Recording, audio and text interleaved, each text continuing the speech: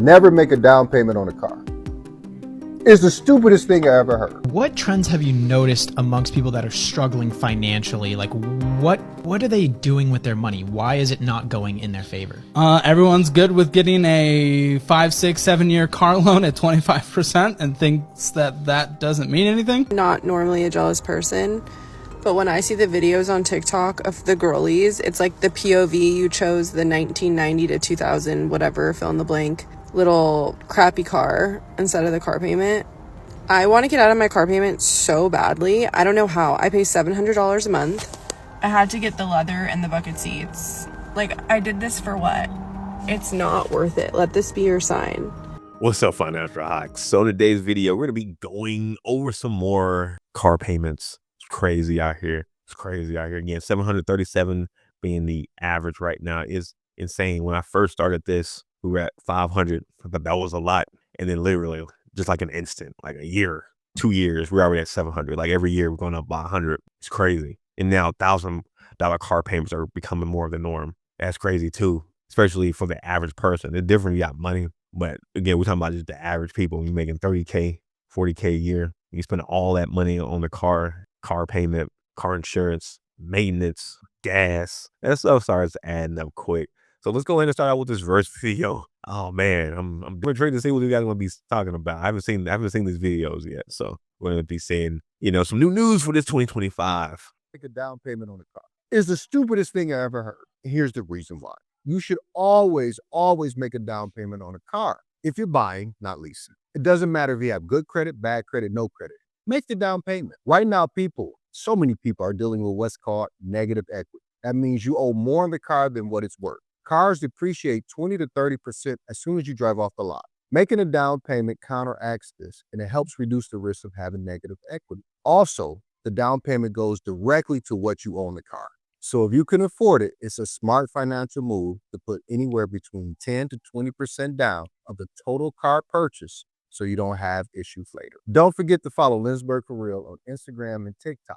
Okay, cool. I actually not follow him, but I've seen his content on Instagram, and I think he'd be giving very solid advice. And so you make a down payment on your car. That is a wild question. You of course, unless you're just paying it outright, then hey, even better. But you should be making a down payment on your car, and they can help you out with the negative equity aspect of it. Later on, like even on mine right now, I put down a really good chunk down. And if I sold the car right now, I would be in the positive. I would be like, man, what's the 2023? Actually, I can probably do this with you guys. Let me see. Let's see if I can do it with you guys here. Okay, this is mine. So look at that. 2022 version of my car is only 28, 2023, 26. And I think I'm about like 18 now, 18, 17 now. So if I sold it right now, I could for sure make, come out of it in a positive manner. But that's something to think about as well when you're getting a new car or getting a car, being able to put down that extra payment. That down payment on there initially. So again, your payment's going to be lower and you're not in that negative equity, like weird position, like, when your car value goes down on it. So, I think that's sound advice. And again, if you can't put any type of down payment on that car, maybe that might not be the car for you, or it may not be a time for you to get that car quite yet, if you can't put like a down payment on there. Same with a house too. Now, I don't think you necessarily have to pay the 20% down necessarily to be able to afford a house, because you may want to do other things with the money and, X, Y, Z, but being able to put something down. If you can't put anything down, then it may not necessarily be a good point for you. Your money may be kind of too thin at that moment. You may want to wait a few months so that you can kind of build up that extra money so that you can put down that down payment. Again, on the car, towards the house, et cetera, et cetera. But I think that's sound advice right there. Definitely put a down payment on your car. Yeah, definitely agree. Unless you're just paying it outright. And he made a good point to know about the down payment, financing towards the car and not leasing the car. I did a video when the guy also talked about the leasing. Not him, it was another guy talking about the leasing. And like, people want to put down the payment on that. It's like, okay, that might not be the correct car. The car payment's too high on that lease. But it's a lot out here with the car. It's a lot. So I'm trying to help you guys out right here. So I give you guys some good, facts from, pretty reliable people. Next up, let's go ahead and see what you're talking about. $900 payment. That is wild. That is wild. But let's go ahead and see what you're talking about. I actually got that book, the power book or whatever. The what 50 laws. I forgot what about some 50 laws or something actually down there. I low key want to get it so I can show you guys that I actually got the book down there, but I'm not gonna do all that right now. Anyway, yeah, that's my face too. When they say they finance a used car and the payment is $900 a month, that is high again for we're talking about like the regular people. Because these are the people who are, doing this stuff to make it the average, out here. That is crazy. 900 for a used car. And again, you making, 250, for example, hey, 150, or, you're up there, you doing good with yourself, your money looking right, everything looking tight. And yeah, you spending 900, something, it's a little different. You may want that R8. You may, your money looking good. You chilling, you vibe, you're not complaining. You may be like, hey, I can't afford this. And that's different. You may want this. You may want this car right here. I'm gonna show you guys what car I'm talking about right here. Because they have ended, if I'm not mistaken, they have ended this car. I think the 2023 version of the Audi R8 is the last version of it, if I'm not mistaken. So yeah, you would only be able to get a used car version, of that bad boy right there. Look at that, guys. Let's put that yellow real quick. Go ahead and look at that and that yellow. Boy. So yeah, when you get your money, looking right, I'm trying to get to that level, right? It's me too. I'm trying to get, have your money looking right, looking good. Then yeah, you getting a used car, getting that used R8, that's a little bit different, But I'm not at that point either. So I'm not at that point either. And no, I'm not going to be spending no 900 plus on a car right now, But hey, hopefully I get to that level that I can on that. But again, she's talking about just the regular people. And yeah, I agree. These regular people, you making $50,000 a year, 40,000, 30,000, but you want to somehow be spending 900 plus on a car. That is crazy. That is crazy. Let me know, guys, if you're in the comments right now and like you're in that position, you only making 50, 40,000, 30,000. That's all the income right there in the house. Only that much. And you trying to spend 900. You trying to get yourself an R8, spending what, 1,000 plus. Good luck. Good luck. Good luck with life with that. Next up, let's go ahead and see what this guy's talking about. He said, fake until you make it. All right, let's see. Let's see if I agree with this or disagree. Let's see if you guys agree with this or disagree. No matter. Go buy yourself a new car, a BMW, a Mercedes. And if you actually are rich, then go do your thing. This isn't for you. But a lot of you that are buying those cars are not rich. And what you don't realize is they make you poor in the long run. And not just because Dave Ramsey says if you take the $600 car payment and put it in an investment, it's going to be $1 million over 30 years. No, I'm not talking about that. I'm talking about buying yourself a home. I had a borrower come to me the other day that makes $120,000 a year. That's enough to buy a decent house. But they had a $750 car payment on a BMW. And on the same day, I had another borrower that made $100,000 a year and they qualified for the same amount. That $750 car payment lowered their pre-approval by almost $110,000. So to the eyes of a lender, the person that makes $120,000 but has a $750 car payment is equivalent to someone that makes $100,000, which is crazy because a lot of you are buying these cars to look more rich, but then at the end, you can't afford a better house than the person that makes less money than you, which is why I always tell people to buy a cheap, used, reliable car cash before they ever buy a house. After you buy a house, do what you want to do. But don't buy a new car before you ever buy a home. You'll regret the future. Okay, perfect, guys. I literally just said this in another video. So that's crazy right now. And he's also in agreement with that. And being on the side of like actually seeing these people bank accounts and seeing how much they actually got, seeing it from that perspective is great too. Because again, it just kind of just gives you more insight that yes, have a nice car is good. It's nice. It's fun. It's cool. But you gotta be thinking like, like in the future, man. You gotta be thinking like more than just like this year, like in terms of like where you kind of want to see your growth, or like your big purchases like that. If with like this year or next year or like the next year after that, you're going to want to get a house. You shouldn't be spending, buku's amount of money on a car right now. If you need a car to get yourself something, cheap, something reliable, definitely reliable. That's the main thing. Get yourself a 2015, hey, 2020, 2021, Corolla if you want to. And then after you get the house, then you can go ahead and sell that car, sell that used car, sell the, that regular car or whatnot. And then, get yourself something nice. Yeah, I definitely agree with that as well. If you don't agree with that, I want to hear the reason why. Definitely want to hear this. If you don't agree with that and you're like, no, you should buy that Ferrari right now, and you should buy the XYZ right now before you get the house. And then next month, try to get a pre-approval. I want to hear your thoughts on this. You know what? Usually I like to hear the comments, regardless. Well, I'm specifically interested in hearing the comments of people who don't agree with that. They're like, no, I want I want that Audi R8 right now. And yeah, I'm going to get it right now. And I'm a regular person, not like a rich. I'm just a regular person making 60,000, and I'm going to spend all my money on this. And they better to give me a pre-approval. I want to hear your guys' thoughts. Oh, I want to hear the reasoning behind this. I'm definitely intrigued. I'm going to be definitely intrigued on that for sure. And let's go ahead and just pause that one. And next up, we got the map. Now we got the map with the heat map. So we can see, I guess, how much the average maybe car payments are in different areas. But yeah, let's see what I'm talking about here. This is a map that shows the percentage of people per state that spend $1,000 or more on their car each month.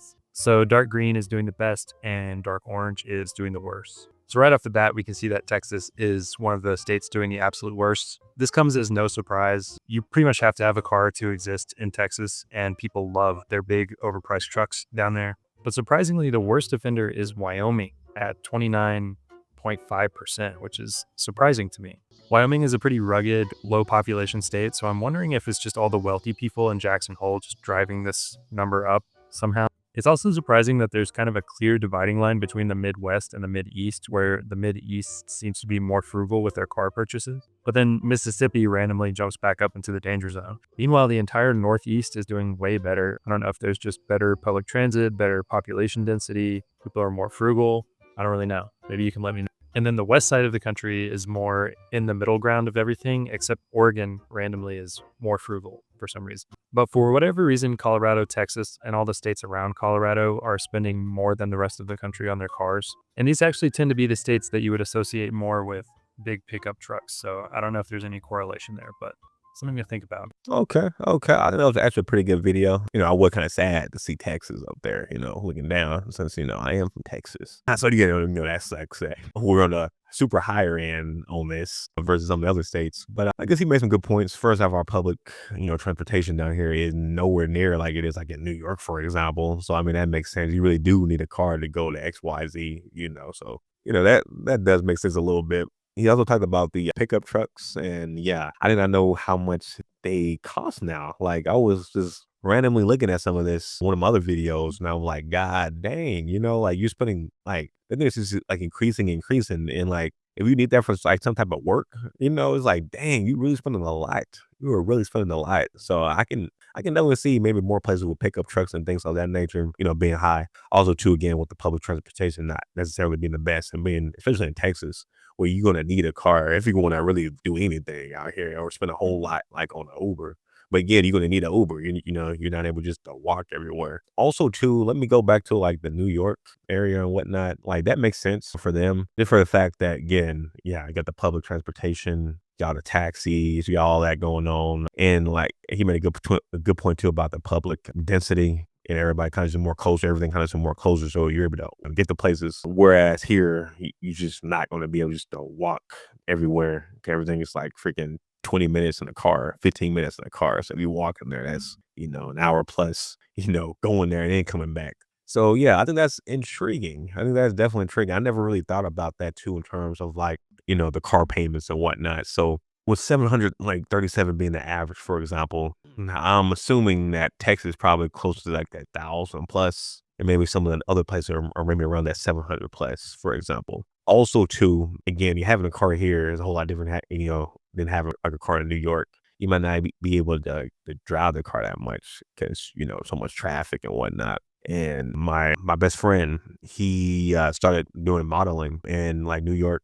And like usually either like in New York or in California. And before he left, he sold his car. He's like, yeah, he didn't need it. And he still don't need it. He still don't have a car. And that makes sense. You don't need it. But when he was down here, he had to go ahead and rent a car so he could get to, point A to point B, because everything's so freaking far. And he didn't want to spend all that extra money on taxis. I want to say Uber was a thing at that point, but I feel like it was kind of like more newer, or maybe not that many people used it like that when, like, the last time he was down here, at least in my house. Maybe Uber was a thing, but I just don't remember being as prevalent as it is now. But, just some things to think about. I wonder which states you guys are currently in, and do you see like a whole lot of people buying cars where you at, or you're not really seeing that? I'm definitely intrigued to see you guys' thoughts on that. Just like, to get like a better, perspective on things. And lastly, let's go ahead and see what he's talking about here. Americans falling behind on car payments, of course. Americans are falling behind in 2024 on their car payments more than the 2008 financial crisis and in the 2020 pandemic.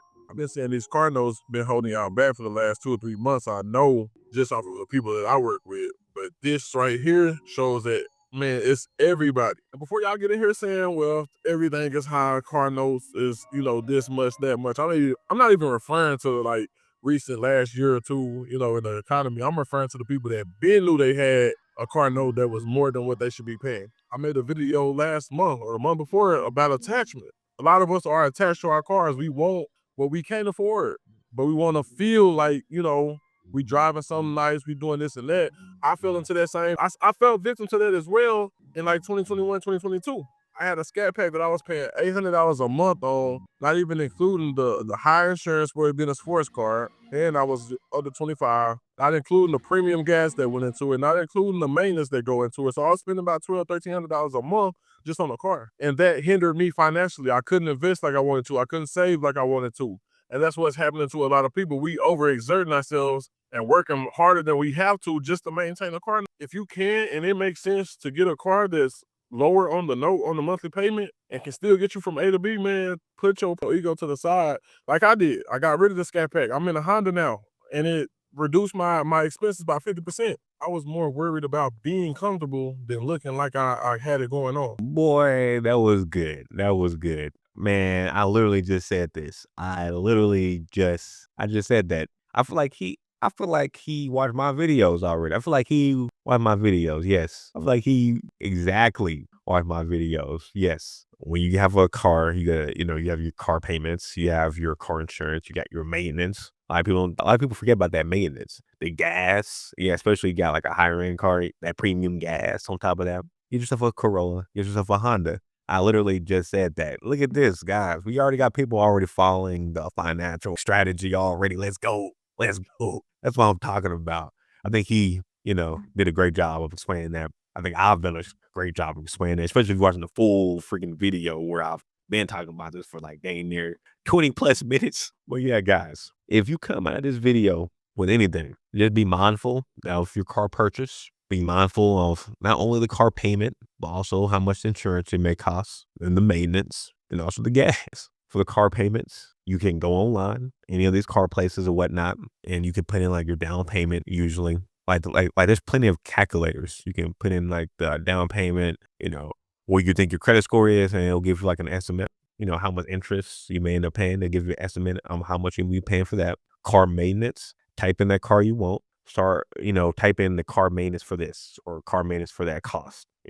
I know you will see plenty of Reddit posts going over the actual amounts, actual costs. So that's something that you can look in for that. Gas, you can see that obviously. Insurance, you can go to like the different like car insurance places. And if I'm not mistaken, because I want to say I actually did this too, you can like put in like your car information or a car that you want, and you should be able to get like a good like idea of how much you may allegedly be playing on that. And again, you can always look at YouTube and look at other people, go to Reddit posts and find that too. So again, there's different ways. That's a lot of different ways you can find how much you'll be end up paying at the end of the day. Like you don't have to go into it blind. I think a lot of people just go into something blind, but if you're gonna be spending that much money on it, you definitely shouldn't come into it blind. You should come into it with as much information as possible, so you don't feel like you're getting ripped off. You don't feel like you're really getting messed over at the end. If you come in with knowledge, it kind of just put you in a whole lot better perspective, and you come out winning versus coming out losing.